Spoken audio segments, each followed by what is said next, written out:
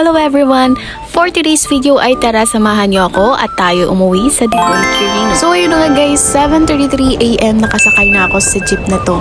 From Nayon to Bagabag. Oo, nag-cutting trip tayo dyan. Kasi kung maghihintay tayo ng bus, baka abutin tayo ng taon bago pa makasakay. So nagbiyahe nga ako ng maaga dito para mas maaga tayong makarating sa bahay. At bukod sa para mas mahaba yung weekend vacation natin at namimiss ko na din si Lola, ay may mission tayong kailangan gawin at malalaman niyo yan mamaya. So after 40 minutes, nakarating na nga tayo dito sa Bagabag Junction at 50 pesos yung binayad kong pamasahe. At dito naman ay sasakay tayo ng jeep papuntang Cordon.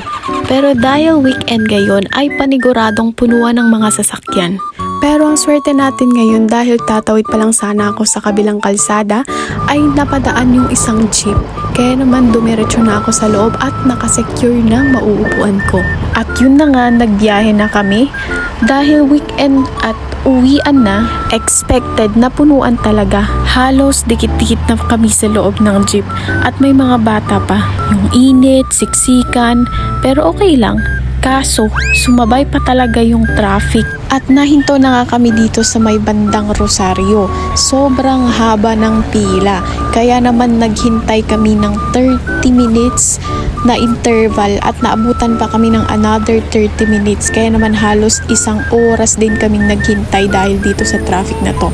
After 2 hours ng biyahe, sa wakas nakarating na din tayo dito sa Cordon. At siningil naman tayo dito ng 100 pesos. Ngayon, from dito naman sa Cordon, sasakay tayo ng van papuntang Dipon Market. Nalobat na yung phone ko dito kaya naman hindi ako nakapag-video. 50 pesos naman ang pasahe from Cordon to Dipon Market. From Dipon Market, sasakay naman tayo ng tricycle para makarating sa bahay. 40 pesos naman ang siningil na pasahe. Kaya naman ang total lahat ng nagastos ko ay 240 sa pamasahe. Tapos bumili pa ako ng tubig, 265 lahat. Kaya kung magbaback and forth ka, halos 500 na din magagastos mo from Nayon to Dipon Quirino. Magla-lunch na nga bago ako nakarating sa bahay at nabutan ko nga si Lolang nakatulog sa labas. Fast forward naman tayo. Kinaumagahan, gaya ng pinag-usapan namin kahapon ay nagising nga kami ng mas maaga para hindi kami abutan ng sikat ng araw. At eto na nga, papunta na nga kami dito sa gagawin naming misyon. At ito ang misyong tinawag kong misyong abono under the sun. Kasi sobrang sikat ng araw, ang sakit sa bala. Todo patakpan ng pawis mo sa sobrang init. From dun hanggang dito sa tinuro ko, yun yung lalagyan natin ng abono. At ito na nga yung ilalagay nating abono. Pinaghalong urea at triple 40. At yung lalagyan natin ng abono ay yung tinanim natin na mais 15 days ago. Panoorin nyo yung last video ko. At ito ang ate ko. Siya yung pinakaulo ng lahat ng pagtatanim at pag-aabono Ang nito. Sipag-sipag talaga ng ate, no? Yung akala mo patapos na kasi paubos na. Pero hindi. Magre-refill pa pala ulit.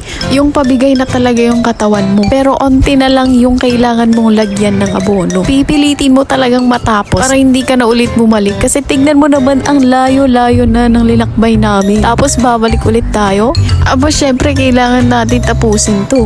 After how many hours, sa wakas natapos na din namin lahat-lahat sa tulong ng aming mga pinsan. At ayan na nga, nag-final rest na kami pagkatapos kumain. Bago kami umalis ay nag-face check muna ako, baka umitim na ako. Char! So dito na nga nagtatapos ang ating misyong abono under the sun. Past 3 na nga nung makaalis tayo sa bahay. At ngayon, bibiyahe ulit tayo pabalik sa Nayon, Lamut, Ifugao. Abangan nyo ulit yung ating misyong under the sun dahil meron pa yung episode 2. As usual ay hinatid na din ako ni ate sa paradahan papuntang Cordon at may bibilhin din siya sa palengke. At habang nara-drive nga siya ay minasahin ako na yung likod niya kasi sabi niya masakit daw yung likod niya at yung kanyang bewang. Syempre as mabait na kapatid ay pagbibigyan natin yung kanyang request at dadagdagan pa yan natin ng pisil ng pagmamahal.